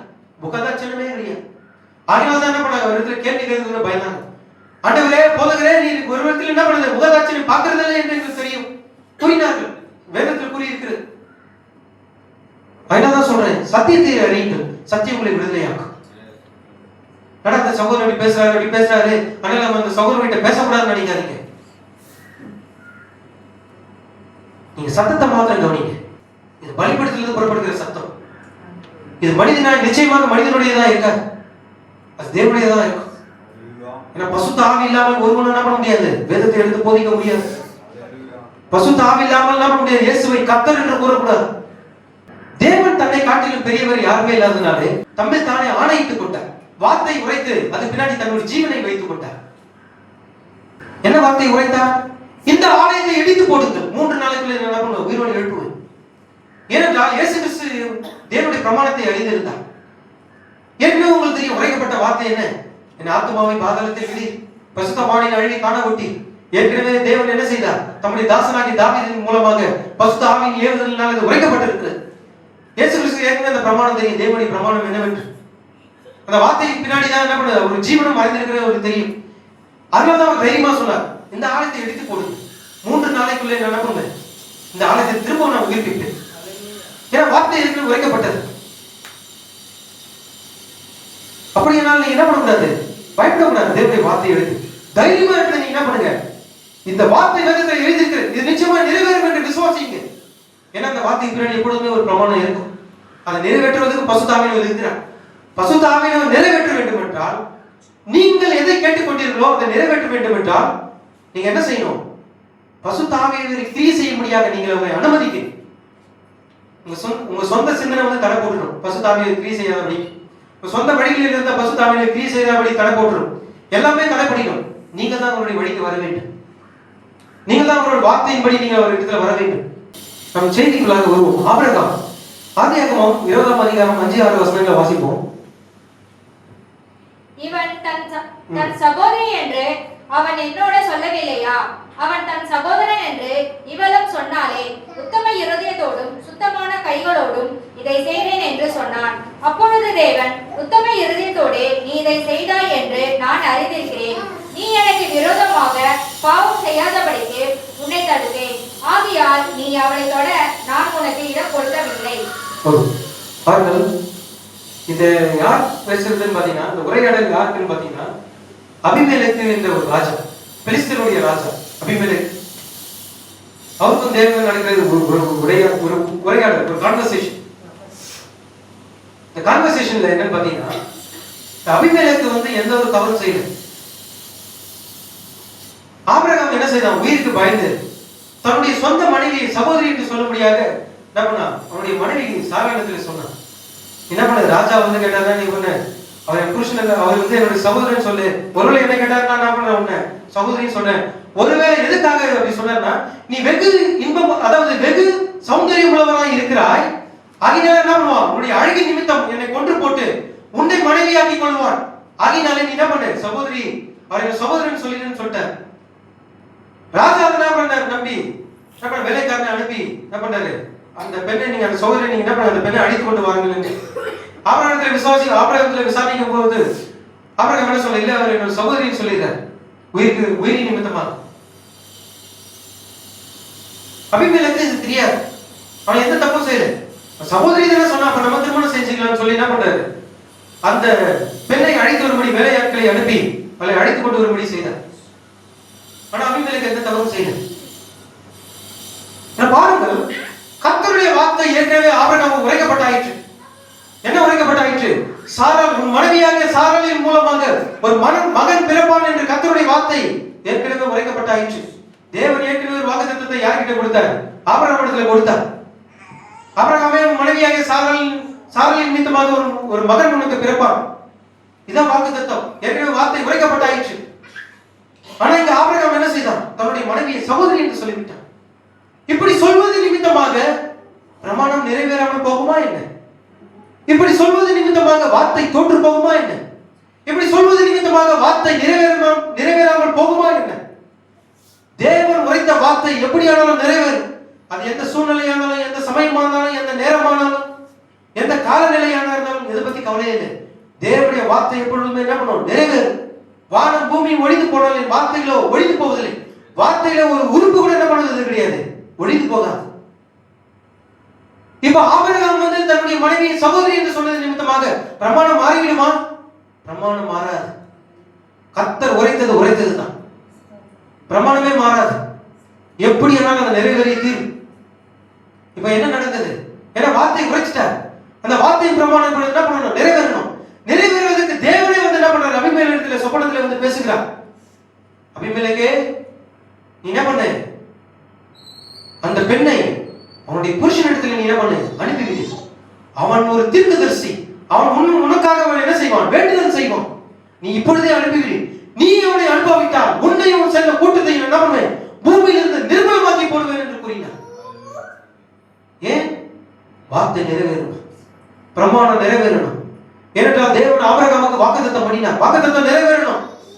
ஒவ்வொரு வாக்குத்தத்தத்தின் பின்னாடி ஒரு பிரமாணம் இருக்கிறது, அந்த பிரமாணம் நிறைவேறணும். அந்த பிரமாணத்தை நிறைவேற்றுவதற்கு தேவனே வந்து பேசினார். இப்ப நல்லா புரிஞ்சுங்க விசுவாசிகளாகிய நீங்கள் ஆனாலும் நானானாலும் வார்த்தை விசுவாசிங்க. வார்த்தை பின்னாடி உங்களுடைய பிரமாணம் இருக்கிற அந்த பிரமாணம் தோற்று போகாது. உங்களுடைய விசுவாசத்தின்படியே நீங்கள் அதை பெற்றுக்கொள்வீர்கள். உங்களுடைய விசுவாசத்தின்படியே நீங்கள் எதை விசுவாசித்தீர்களோ, எந்த வாக்குத்தத்தத்தை விசுவாசித்தீர்களோ, எந்த வார்த்தை விசுவாசித்தீர்களோ நிச்சயமாக பெற்றுக்கொள்வீர்கள். எந்த சூழ்நிலையானாலும், எந்த காலநிலையானாலும், அல்லது எவ்வளவு தாமதமானாலும் நிச்சயமாக அது நிறைவேறி தீரும். திருக்கதரிசி என்ன நம்ம சொல்றாரு? ஒரு மலையை பார்த்து பேர்ந்து போன உடனே பேர்ந்து போகாது. ஒன்று அது தேவனுடைய சித்தத்தின்படி இருக்க வேண்டும். தேவனுடைய சித்தத்தின்படி இருந்து நீங்கள் அதை பார்த்து கர்த்தர் உரைக்கிறதாவது இந்த மலையானது பேர்ந்து போகட்டும் என்று சொன்ன உடனே அது நடக்கும். ஆனால் அது உங்களுடைய தேவையா இருக்கும்போது நிச்சயமாக அது நிறைவேறும். எப்படி ஆனாலும் அந்த மலையானது என்ன பண்ணும்? பேர்ந்து போகும். திருக்கதரிசி என்ன கூறுகிறார்? சொல்லி ஒண்ணு நடக்கலனாலும் பரவாயில்ல, அந்த மலையில இருக்கிற ஒவ்வொரு கல்லாவது என்ன பண்ணும்? சரிஞ்சிட்டே இருக்கும். ஒரு நாளைக்கு ஒரு கல்லாவது என்ன பண்ணும்? சரிஞ்சு சரிஞ்சு சரிஞ்சு கடைசியில இந்த மலையை இல்லாம போயிடும் சொல்றாரு. ஏன்னா தேவனுடைய வார்த்தை தோற்காது. ஒண்ணு உடனே கிரியை செய்யணும், அப்படி இல்லைன்னா அதனுடைய காலத்துல அது என்ன பண்ணும்? நிறைவு. அதுவரையில நீங்க என்ன பண்ணணும்? ஒரு காரியத்தை நீங்க கேட்கும் போது அந்த காரியங்களுடைய வாழ்க்கையில நிறைவேறுகிற வரையிலும் நீங்க விசுவாசத்தில் தரித்திருக்கணும். தேவனுடைய வார்த்தையிலும் ஜெபத்திலும் நீங்க என்ன பண்ணணும்? விசுவாசத்திலும் தரித்து நிற்கணும். கர்த்தர் அதை நிச்சயமாக செய்வார். திருக்கதரிசி கூறினார், அந்த காலத்துல ஒரு வயதான மனிதன் இருந்தான். அந்த காலத்துல வந்து என்ன பண்ணல, மழை கிடையாது, வயலெல்லாம் அறுவடை கிடையாது, என்னன்னா எல்லாமே காய்ச்சி போயிடுது. எதுவுமே நீங்க என்ன பண்ண முடியாது, பயிரிட முடியாது. ஏன்னா தண்ணியே இல்லை, காஞ்சி போன நிலம். ரொம்ப நாளா ரொம்ப வருஷமா மழையே இல்லாதனால, எல்லாம் வட்டி போனதுனால என்ன செய்ய முடியல. ஆமா, பல பயிரிட முடியல. பயிரிட முடியாத காரணத்தினாலே நம்ம ஒரு மனிதன் அங்க இருந்தான், ஒரு விசுவாசி. நல்லா கவனிங்க, ஒரு விசுவாசி ஒருத்தர், ஒரு வயதான ஒரு மனிதன். அவர் எப்பொழுதுமே எப்படி இருப்பாங்க? தன்னுடைய விசுவாசத்துல விடாப்பிடியா இருப்பாங்க. அந்த காரியம் நிறைவேறுகிற வரையில என்ன பண்ண மாட்டார்? அந்த விசுவாசத்தை விடவே மாட்டார், விடாப்பிடியா பிடித்திருப்பார். அதான் உண்மையான விசுவாசி. அவர் என்ன செய்தார்? மழையே பெய்யல, வறட்சியான பூமி, 2-3 வருஷமா என்ன இல்ல, மழை இல்ல, எந்த ஒரு காரியத்தை என்ன பண்ண முடியல, அவங்களால பயிரிட முடியல. இப்ப என்ன ஆச்சு? அந்த மனிதன் வேதத்தை எடுத்துக்கொண்டு அந்த வயல்ல போயிட்டு என்ன பண்றாரு? முழங்கால் படிட்டு அவர் ஜெபிக்க ஆரம்பிச்சார். மழை பெய்கிற வரையில தன் முழங்கால் வந்து எதுக்கவே இல்லையா? பாத்துங்க, இதான் விடாப்பிடியான விசுவாசம். தேவனுடைய வார்த்தைப்படி அவர் செய்வார். அவர் வார்த்தை உரைத்திருக்கிறார், நிச்சயமாக ஒரு பிரமாணத்தை நிறைவேற்றுவார். விசுவாசத்தோடு கூட என்ன பண்ணணும்? முழங்கால நிக்கணும். கர்த்தர் இந்த காரியத்தை வாழ்க்கையில் செய்தே தீர்வார். ஏன்னா அந்த வார்த்தை உரைக்கப்பட்டாயிற்று. வேதத்தில் அவருடைய வார்த்தை இருக்கிறது. இந்த வார்த்தை பொய் உரையாது. இந்த வார்த்தைக்கு பின்னாடி பிரமாணம் இருக்கிறது. இந்த பிரமாணத்தை நிறைவேற்ற என்னிடத்தில் யார் இருக்கிறார்? பசுத்த ஆவியானவர் இருக்கிறார். அவர் எப்படி ஆனாலும் நம்முடைய வல்லமையை கொண்டு இந்த வார்த்தையை என்ன பண்ணுவார்? நிறைவேற்றுவார். இதுதான் விசுவாசம். அந்த மனிதன் என்ன செய்தார்? வயல்வெளியில அங்கே முட்டி போட்டு முழங்கால் போட்டு அவர் ஜெபிக்க ஜெபிக்க ஜெபிக்க ஜெபிக்க கிட்டத்தட்ட 2 மணி நேரம் முழங்கால நின்று ஜெபிக்க ஆரம்பிச்சார். 2 மணி நேரம் மழையே வந்துச்சு. இதுதான் விசுவாசம். விசுவாசம் உள்ள ஜெபம் என்ன பண்ணும்? பிணியாளிகளை ரட்சிக்கும். விசுவாசம் உள்ள ஜெபம் என்ன பண்ணும்? உலகத்தை அசைக்கும். அதான் கடைசியா சொன்னேன், உலகத்தில் இருக்கிற உலகத்தையே அழிக்கக்கூடிய அணுகுண்டு இருக்கிற வல்லமையை காட்டிலும் அதிக வல்லமை எங்க இருக்கிறது? ஜெபத்தில் இருக்கிற. திருக்கதரிசி அடிக்கடி கூறுகிறது ஒண்ணுதான், ஒரு மனிதனிடத்துல ஒரு வல்லமையான ஒரு ஆயுதம் எதுன்னு பாத்தீங்கன்னா ஜெபம் தான். இந்த ஜெபம் என்ன பண்ணும்? உலகத்தையே அசைக்கும். உங்களுக்கு ஏதாவது ஒரு தீங்கு நடக்க வேண்டியது இருந்தால் அந்த தீங்கு என்ன பண்ண? வராதபடி, நடக்காதபடி அதை தடுத்து நிறுத்தும். ஒரு மனுஷனை தூக்கில போட ரெடியா இருந்தாங்க, அந்த மனுஷன் முழங்கால் படிட்டு தேவனை அறிக்கை செய்து பாவங்களை விட்டு விட்டு நீ வாழ்கிற வாழ்க்கையில உமக்காக தான் என்று அவன் அறிக்கை செய்து அவன் தேவனுக்காக முழங்கால் படிட்டு நிற்குமானால் தேவனுடைய இரக்கமானது முந்திக் கொண்டு அவனை தூக்கில போறதை விட என்ன பண்ணும்? அது கூட தடுத்து நிறுத்திடும் என்று சொல்லி திருக்கதரிசி கூறுகிறார். ஜெபம் எல்லாவற்றையும் மாற்றி போடும். அதனால சொல்றேன், விசுவாசிகளாக நீங்க என்ன பண்ணுங்க? முழங்கால நிற்க கத்துங்க. முழங்கால நில்லுங்க. முழங்கால நிற்கும் போதுதான் உங்களுடைய முழங்கால் உறுதியா இருந்தா தான் என்ன பண்ண முடியும்? சாத்தானை ஜெயிக்க முடியும். ஜெபத்துல எந்த அளவுக்கு நீங்க நேரத்தை செலவிடுறீங்களோ அந்த அளவுக்கு நல்லது. தேவனிடத்துல என்ன பண்ண முடியும்? தேவனிடத்துல அதிக வெளிப்பாடுகளை உங்களால பெற்றுக்கொள்ள முடியும். இப்ப பாருங்க என்ன நடந்தது. தேவன் வந்து அங்க அபிமெலேக்கிடத்துல பேசினார். அபிமெலேக்கே என்ன பண்ணல, நீ உத்தம இருதயத்தோடும் சுத்தமான கைகளோடும் என்ன பண்ணார்? அதை செய்தார். அபிமெலேக்கு வந்து தேவனிடத்துல சொல்றார், என்னிடத்துல எந்த தீங்கும் இல்லை, நான் எந்த தவறும் நான் செய்யல, அவன் என்னுடைய சகோதரின்னு சொன்னதுனால தான் என்ன பண்ணேன், திருமணம் செய்து கொள்வதற்காக நான் அவளை அழைத்தேன். ஏன்னா உண்மையான மனதோடு, அதாவது என்ன சொல்ற, உத்தம இருதயத்தோடு சுத்தமான கைகளோடு இதை செய்தேன் என்று கூறினான். தேவன் அதுக்கு என்ன கூறினார் என்றால், தேவன் உத்தம இருதயத்தோடு நீ செய்தாய் என்பதை நான் அறிந்திருக்கிறேன், நீ எனக்கு விரோதமாய் பாவம் செய்யாதபடிக்கு என்ன பண்ண, தடுத்தேன். நீ என்ன பண்ணாத, அவளை தொட அனுமதிக்காத, அவளை தொடுவதற்கு நீ என்ன பண்ணாத, இடக்கூடாது. ஏனென்றால் நீ அவனை புருஷனிடத்தில் நீ அனுப்பிவிடு. அவன் ஒரு தீர்க்கதரிசி, அவன் உனக்காக அவன் என்ன பண்ணுவான், வேண்டுதல் செய்வான்.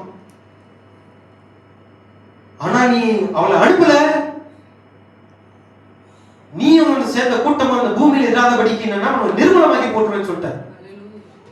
சகோதரனே, மாம்சத்துக்குரிய சந்ததிக்கு தேவன் அந்த அளவுக்கு பாதுகாப்பை கொடுத்திருப்பார் என்றால், ராஜரிக ஆவிக்குரிய சந்ததிக்கு நமக்கு எந்த அளவுக்கு பாதுகாப்பை தேவன் கொடுத்திருப்பார்.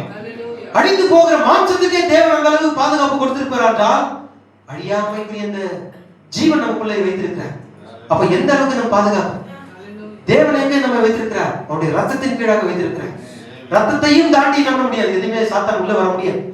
சாத்தான் அந்த ரத்தத்தை தாண்டி உள்ள வர முடியாது, அவனுக்கு எந்த ஒரு அதிகாரமும் கிடையாது. இப்பவும் நான் சொல்றேன், சாத்தான் இங்க இருக்கிறான், எனக்கு தெரியும்.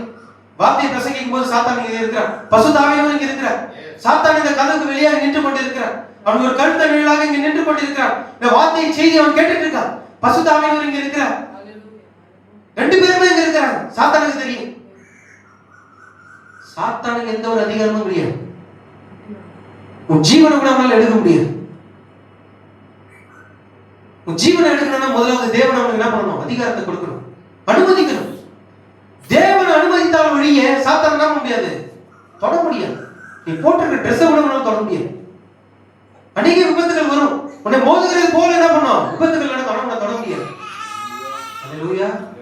ஏன்னா நீங்க ரத்தத்தின் கீழ் இருக்கீங்க. எதுவுமே உங்களை என்ன பண்ண முடியாது, சீண்ட விட முடியாது, உன் சரீரத்தில் தொட விட முடியாது, உன் தலையில் இருக்கிற ஒரு முடி கூட அவனால பண்ண முடியாது, தொட முடியாது. அந்த அளவுக்கு கர்த்தர் பாதுகாப்பை வைத்திருக்கிறார் ஒரு விசுவாசிக்கு.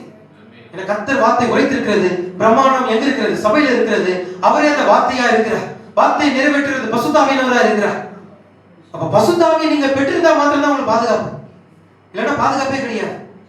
ஆனா பசுத்த ஆவி பெறலனா எப்போதும் உங்களை என்ன பண்ணிருப்பான், அவனை கொண்டு இருப்பான்.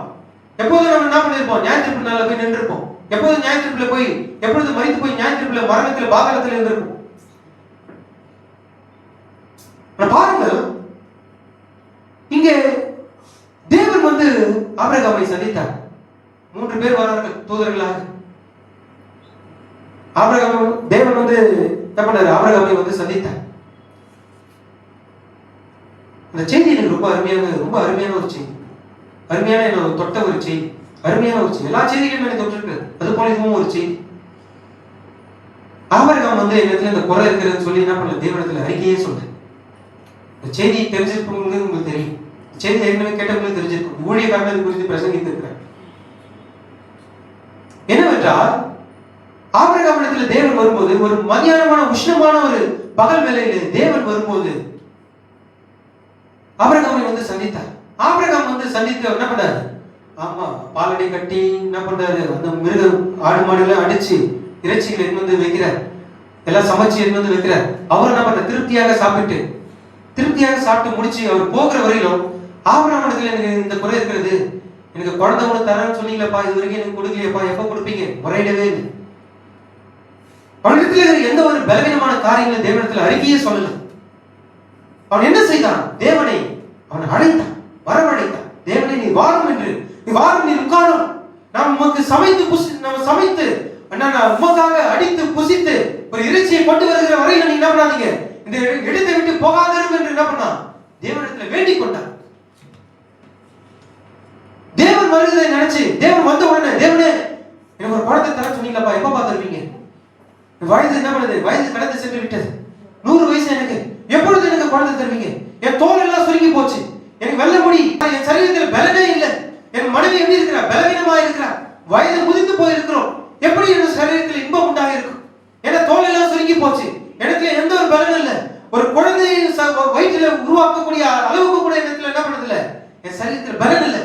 அப்படி இல்லாத போது எப்படி என்னுடைய சரீரத்தில் பலன் உண்டாகும், தேவனிடத்தில் போய் முறையிடவே இல்லை. அவன் என்ன முறையிடவே இல்லை, கோரிக்கை வைக்கல, இடத்துல இந்த குரலா இருக்கிறத அவன் சொல்லவே இல்லை. தேவனை என்ன செய்தான்? அழைத்தான். வாங்கப்பா, வந்துங்க கூடாரத்துல வந்து நீங்க என்ன பண்ணுங்க, அமர்ந்துரு. நான் என்ன பண்ண, உமக்காக இறைச்சி அடித்து அதை சமைத்து நான் உமக்கு கொண்டு வருகிற வரையிலும் நீ என்ன பண்ணாதீங்க, இங்க இருந்து போகாதிரு. அவர் போகிற வரையிலும், அவர் அவனை விட்டு போன வரைக்கும், கடைசி வரைக்கும் தன்னுடைய கோரிக்கையை அவரிடத்துல கேட்கவே இல்லை, அவரிடத்துல முறையிடவே இல்லை. அவர் தேவனை அழைத்தான், ஒரு விருந்தினரை போல அவர் அழைத்தான். அதனாலதான் சொல்றேன், ஆராதனைக்கு போவதற்கு முன்பாக, சபையானது ஆராதனை தொடங்குவதற்கு முன்பாக தேவனை என்ன பண்ணணும்? முதலாவது அழைக்க. நம்ம அவரிடத்துல முறையிடக்கூடாது. அவர் நம்ம இடத்துல வருகிற ஒரு விருந்தாளி, ஒரு கெஸ்ட், பசுத்த ஆவியானவர். ஒரு அரசியல்வாதி வரனாலே என்ன பண்ணுவாங்க? ரோடே இல்லாத இடத்துல ரோடு போடுவோம், குழா இல்லாத இடத்துல குழா இருக்கும், லைட் எரியாத இடத்துல லைட் எரியும், எல்லாமே நடக்கும், எல்லாம் சுத்தமா இருக்கும், எல்லாம் பொதுதா இருக்கும். ஜேசிபி வச்சு கிளீன் பண்ணி எல்லா இடத்தையும் பக்காவா போட்டு கோடு எல்லாம் போட்டு கலர் கலரா கொடி கட்டி லைட் எல்லாம் கட்டி என்ன பண்ணுவாங்க? எம்எல்ஏ, எம்பி, அவரு இவரு எல்லாமே வந்து என்ன பண்ணுவாங்க? பார்வையிட்டு, பாதுகாப்பு அதிகாரிகளை வந்து என்ன பண்ணுவாங்க? பார்வையிட்டு விட்டு என்ன பண்ணுவாங்க? எல்லாம் போவாங்க. எதுக்கு? ஒரு முதலமைச்சர் வந்தாருன்னா, சாதாரண ஒரு மனுஷன் வந்துக்கு இந்த அளவுக்குன்னா, வானத்தையும் பூமியும் சிருஷ்டித்த மகா பசுத்தமுள்ள தேவன் நம்ம மத்தியில வராங்க, எப்படி இருக்கணும்? அவரை நீங்க வரவழைக்கணும்.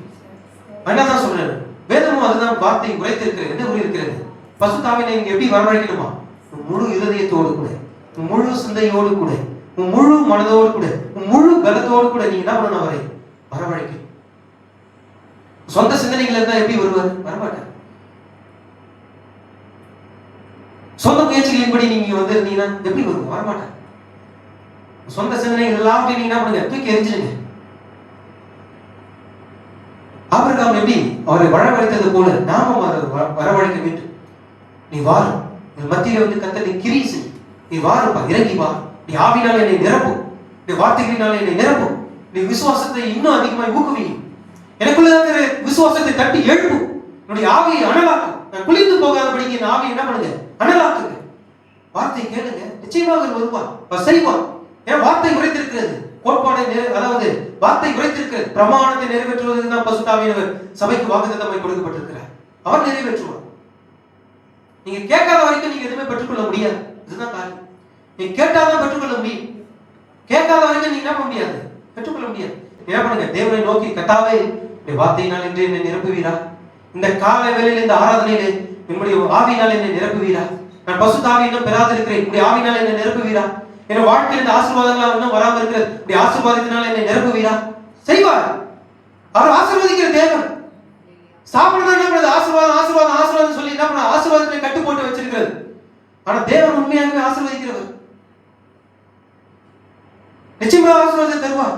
அவர்கள் இருக்கிறதை விட நம்ம என்ன பண்ண இன்னும் மேன்மையாக வைப்பார். அவர்கள் எட்டாத உயரத்திலே நம்ம என்ன பண்ணுவார்? நம்மை கொண்டு போய் நிறுத்துவார். வார்த்தை என்ன உரைத்திருக்கிறது? எட்டாத, ஒருவருக்கும் எட்டாத உயரத்தில் உங்களை என்ன பண்ணுவார்? கொண்டு போய் நிலை நிறுத்துவார். வார்த்தை உரைத்திருக்கிறது. நீங்க அதை விசுவாசிப்பீர்களா? நிச்சயமாக எல்லாருடைய கண்களும் காணும்படி உங்களை என்ன பண்ணுவார்? உயரத்திலே, எட்டாத உயரத்திலே, யாருக்கும் எட்டாத உயரத்தில் என்ன பண்ணுவார்? உங்களை கொண்டு போய் நிறுத்துவார். வார்த்தை உரைத்திருக்கிறது, பிரமாணம் இருக்கிறது கூடவே. அதை நிறைவேற்றுவதற்கு என்ன பண்ணுவார்? பரிசுத்த ஆவியானவர் இருக்கிறார். நிச்சயமாக அதை நிறைவேற்றுவார். முக்கியமான ஒரு செய்தி. ஏன்னா சாத்தான் எல்லாவற்றையும் என்ன பண்ணா? எல்லாவற்றையும் பறித்து கொண்டார்.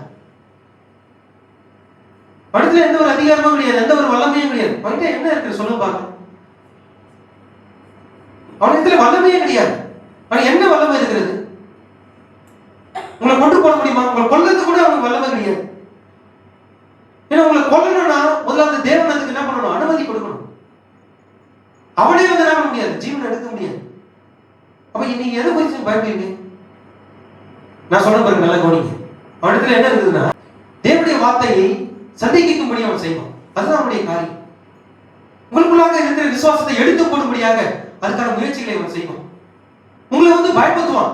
எப்படி நடந்துருமோ, எப்படி நடந்துட முடியுமோ அப்படின்னு சொல்லி என்ன பண்ணுவோம்? சிந்தையில வந்து பேசுவோம்.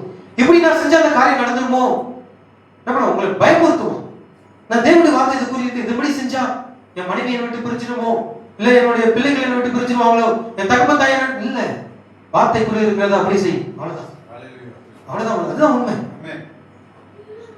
மத்தவங்க போறாங்களே இல்லையா அது முக்கியம் இல்லை. நீங்க தேவனுடைய ராஜ்யத்துக்கு போகணும். அதுதான் உண்மை. தீர்க்கதரிசி என்ன கொடுக்கிறார் என்றால், அவருடைய வருகையில வெறும் 500 பேர் தான் போவாங்கன்னு இருந்தாங்கன்னா, அந்த 500 பேர்ல நீங்களும் ஒரு ஆள். அப்படிதான் நீங்க விசுவாசிக்கணும். ஒருவேளை அவருடைய வருகையின் போது ஒருத்தர் தான் போவாங்கன்னு நினைச்சாங்கன்னா, அந்த ஒருத்தர் நீங்களே தான் இருப்பீங்க. அதுதான் விசுவாசம். இப்படிதான் நீங்க இருக்கணும். சில நேரங்களில் தவிர்க்க முடியாது. நீங்க என்ன பண்ணணும்? பிணங்களை எல்லாம் மிதித்து கொண்டு தான் போகணும். ஐயோ நான் இவங்களை விட்டு போயிடக்கூடாது, வருகை வரும்போது இவங்களும் என்ன பண்ணணும் கூட வரணுமே சொல்லி ஒருவேளை உங்களுக்கு அந்த பாரம் இருந்தா நீங்க ஜெபிங்க. பசுத்த ஆவியானவர் உங்களை ரட்சித்தது உண்டானாலும் அவர்களையும் ரட்சிக்க ஒரு வழி வைத்திருப்பார்.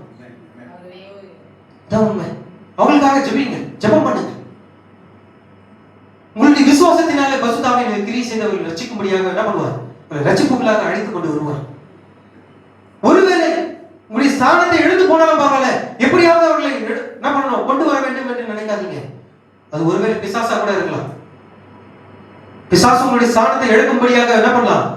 யார் மூலியமானவர்களா இருக்கலாம். உங்க மனைவியா இருக்கலாம், பிள்ளைகளா இருக்கலாம், தகப்பனா இருக்கலாம், தாயா இருக்கலாம், யாருன்னா இருக்கலாம். பிசாசு ஸ்தானத்தை எழுக்கும்படியாக அந்த வழியில வருவான். ஆகினாலே நீங்கள் எந்த தலைமையின் கீழ் இருக்கிறீர்கள் என்பதை உங்களை நீங்களே என்ன பண்ணுங்க? நிதானித்து ஆராய்ந்து சோதித்து அறிந்து உங்களுடைய வழிகளை தேவனுடைய கருத்துல கொடுத்துருங்க. ஜெபிக்கலாம், உங்களுக்காக ஜெபிக்கலாம். அதுக்காக ஜெபிக்காதீங்க, அவங்களுக்காக ஜெபிக்காதீங்களா நான் சொல்ல மாட்டேன். ஜெபம் பண்ணலாம். அதுக்காக உங்க ஸ்தானத்தை நீங்க என்ன பண்ணாதீங்க, விட்டு குத்துறாதீங்க. அவங்க மேல நீங்கள் பரிதாபப்பட்டு இறக்கப்பட்டு அவங்க மேல் பரிதாபப்பட்டு நீங்க என்ன பண்ணாதீங்க, உங்களுடைய ஸ்தானத்தை இழந்து போயிடாதீங்க. வார்த்தையை முன்னாடி வைங்க. ஏற்றுக்கொள்வது ஏற்றுக்கொள்ளாமல் போவது உங்களுடைய விருப்பம். ஞாயிற்று நாளிலே சொந்த மனைவியை ரட்சிக்கப்படல, நீ எப்படி ரட்சிக்கப்பட, ஏன் நீ சுவிசேஷம் சொல்லல அப்படின்னு சொல்வதற்கு எந்த ஒரு வழியுமே இருக்காது. காரணம் என்ன? ஏற்கனவே நீங்க என்ன பண்ணிருக்கீங்க? அவங்களுக்காக ஜெபிச்சிருக்கீங்க, அவங்களுக்காக சுவிசேஷத்தை அறிவிச்சிருக்கீங்க. அவங்க ஏற்றுக்கொள்ளலன்னா நம்ம என்ன பண்ண முடியாது, எதுவும் சொல்ல முடியாது. இப்போ சொந்தக்காரங்களை போய் அநேகர் சொல்லியிருப்பீங்க, அவங்க ஏற்றுக்கொள்ளாமல் போயிருப்பாங்க. அவங்க என்ன பண்ண முடியாது, ஞாயிற்று நாள் உங்களை குற்றம் சுமத்த முடியாது சொல்லலன்னு சொல்லி. ஏன்னா குற்றம் சுமத்துவதற்கான இடமே முகாந்திரமே இல்லாமல் போயிடும். அதனால தான் சொல்றேன், எல்லாருமே இந்த சுவிசேஷத்தை சொல்லிடுங்க. ஏன்னா தேவன் நம்ம சுவிசேஷர்களாக வைத்திருக்கிறார். எல்லாருமே சுவிசேஷர்கள் தான். என்ன பண்ணுங்க, சர்வ சிருஷ்டிக்கும் போய் தேவனுடைய வார்த்தை பிரசங்கிங்க. எல்லாருமே போய் சொல்லுங்க. நம்ம சும்மா இருக்க வேண்டாம். ஏன்னா தேவனுடைய நேரம் என்ன வந்து விட்டது. இது கதவை அடைக்கக்கூடிய ஒரு நேரம். உங்களுக்கு அன்பானவர்கள் இந்த பூமியில இருந்தா என்ன பண்ணுங்க, அவங்க எப்படியாவது கதவானது அடைக்கப்படுவதற்கு முன்பாகவே ஒரு உள்ளே கொண்டு வருவதற்கு என்ன பண்ணுங்க, முயற்சி செய்யுங்க. ஆனா முயற்சி செய்யுங்க, ஆனா உங்களுடைய ஸ்தானத்தை எழுதுறாதீங்க. அவங்க மேல பரிதாபப்பட்டு உங்களுடைய நிலையை எழுதுறாதீங்க. ஆனா அந்த நிலையை எழுந்துட்டீங்கன்னா திரும்ப அந்த நிலையில கொண்டு வருவது ரொம்ப கடினம். அதனால தான் சொல்றேன், எல்லாவற்றிலும் ஜாக்கிரதை உள்ளவர்களாக இருந்து காத்துக் கொள்ளுங்கள். இங்கே தேவன் ஆபிரகாமை சந்திக்கும் போது மறுப்பு இருக்கிற காலத்துல நான் வரும்போது என்ன பண்ண, உங்க கையில ஒரு குழந்தை இருக்கும், ஒரு மகனை நான் உனக்கு தருவேன் என்று கூறினார். அங்க சாரா என்ன பண்ண, கோடாரத்துல இருந்து நகைத்தான். வயசாகி போச்சு, இன்னும் எனக்கு எப்படி இன்பம் உண்டாயிருக்கும். என் புருஷனுக்கு என்ன ஆச்சு, வயதாகி போய் தோலெல்லாம் சுருங்கி போய் பலனெல்லாம் போய் போச்சு. என் கற்பம் எப்படி இருக்குது, சுருங்கி போய் காஞ்சி போச்சு. இதுக்கப்புறம் எப்படி ஒரு குழந்தை பிறக்கும்? இது விஞ்ஞானிகள் மருத்துவர்களால் அது கூடாது, ஒருவரால் அது செய்ய முடியாது, எப்படி நடக்கும்? அவர் சொல்லும் போது, தேவன் அதை சொல்லும் போது அவர் நகைத்தார். கர்த்தர் இந்த நிமிஷமே அதை கொண்டு போட்டிருக்க முடியும். யாரு? சாரால. தேவன் அதை கொண்டு போடல. இந்த செய்தி ஏற்கனவே உங்களுக்கு தெரியும். ஏன்னா தேவனுடைய வார்த்தை, இது நடக்கணும், நடக்கும். அது நம்ம எதிர்த்து என்ன பண்ண முடியாது, எதுவும் பேசக்கூடாது. தேவனுடைய வார்த்தை எதிர்த்து பேசுறாரு யார்? சாத்தானால கூட தேவனுடைய வார்த்தையை எதிர்த்து பேச முடியாது. அப்படியான மனுஷன் எப்படி எதிர்த்து நிற்க முடியும்? சாத்தானோட தேவனுடைய வார்த்தையை எதிர்த்து பேச முடியாது.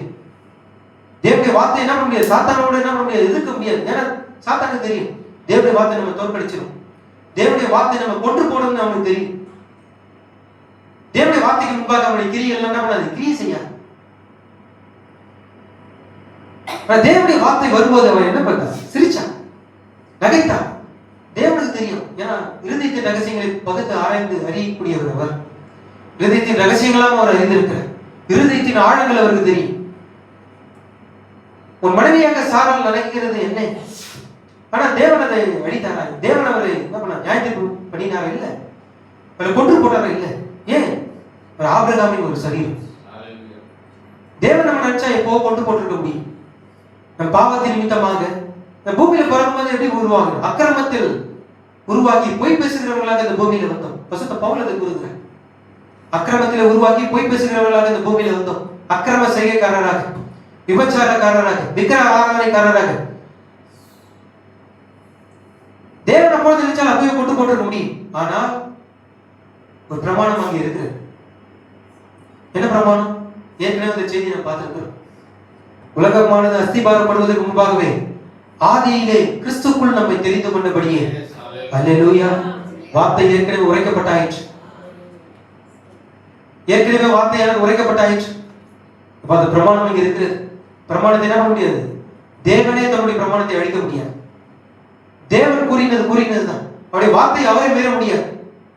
ஒரு வார்த்தை ஒன்று கூறியிருப்பார்கள், நிச்சயமா அதை என்ன பண்ணுவோம்? நிறைவேறும். இந்த வார்த்தை என்ன பண்ண முடியாது? திரும்ப அதை திருத்தி எழுத முடியாது. முதலாவது தேவனுடைய வார்த்தையிலிருந்து, அவருடைய உதட்டிலிருந்து ஒரு வார்த்தை புறப்பட்டிருக்குமானால் புறப்பட்டதுதான். தேவன் தன்னுடைய வார்த்தையை என்ன பண்ண முடியாது? திருத்த முடியாது. ஏனென்றால் அவர் கூறுகிற வார்த்தையை பரிபூர்ணம். வார்த்தை என்ன பண்ணுது? பரிபூர்ணமாய், அதுவே நித்தியமாய் இருக்குது, அதுவே சத்தியமாய் இருக்குது. அந்த வார்த்தை என்ன பண்ண முடியாது? திருத்த முடியாது. தேவன் உங்கள் பாவங்களை மன்னித்து விட்டு நான் போய் என் பாவத்தை மன்னிப்பு கேட்கும் போது, தேவனே அந்த சகோதரன் மாத்திரம் நீ பாவத்தை மன்னிச்சிரு, நீ என் பாவத்தை மன்னிக்க மாட்டீரா அப்படி நான் போய் அவர் கேட்கும் போது தேவன் மன்னிக்க மாட்டேன்னு சொல்ல மாட்டார். தேவன் அந்த மனிதனுடைய பாவத்தை மன்னித்திருப்பார், உங்களுடைய பாவத்தை மன்னிப்பார். ஏன்னா பிரமாணம் மாறிடும், தப்பா போயிடும், தவறாயிடும். தேவன் அவருடைய வியாதியை சுகமாக்கி உங்களுடைய வியாதியை சுகமாக்க மாட்டேன்னு சொல்ல முடியாது. ஏன்னா பிரமாணம் தவறா போயிடும். தேவன் அந்த சகோதரனுக்குள்ளாக இருந்த வியாதியை அவர் என்ன பண்ணியிருப்பாரு? அவர் சுகமாக்கி இருப்பாரானால் உங்களுக்குள்ளாக இருக்கிற வியாதியை சுகமாக்க அவரால் முடியும். அதான் பிரமாணம். இல்ல பிரமாணம் தோத்துரும், இல்ல பிரமாணம் என்ன பண்ண தவறவிடும். தேவன் தவறுகிறவர் அல்ல, அவர் எல்லாத்தையும் நிறைவேற்றுகிறவர். அதனால்தான் தேவன் சொன்னார், தம்முடைய தீர்க்கதரிசியை கொண்டு சொன்னார், பரலோகத்தில் இருக்கிற எல்லா வல்லமையும் கொண்டு நான் என்ன பண்ணுவேன்? என் வார்த்தையை நான் என்ன பண்ணுவேன்? காத்துக்கொள்வேன். என் வார்த்தையை நான் என்ன பண்ணுவேன்? நிறைவேற்றுவேன். நம் கிறிஸ்துவின் ஒரு பாகமா இருந்ததுனால்தான் இப்பொழுது நம்ம என்ன பண்ணல? நம்ம கொல்லப்படலை. ஏன்னா நம்ம கிறிஸ்துவின் ஒரு சரீரம். நியாயத்திற்கு நம்ம என்ன பண்ணாது? கிடையாது. ஏன்னா கிறிஸ்துவை நமக்காக நியாயத்திற்கப்பட்டார். அல்லேலூயா.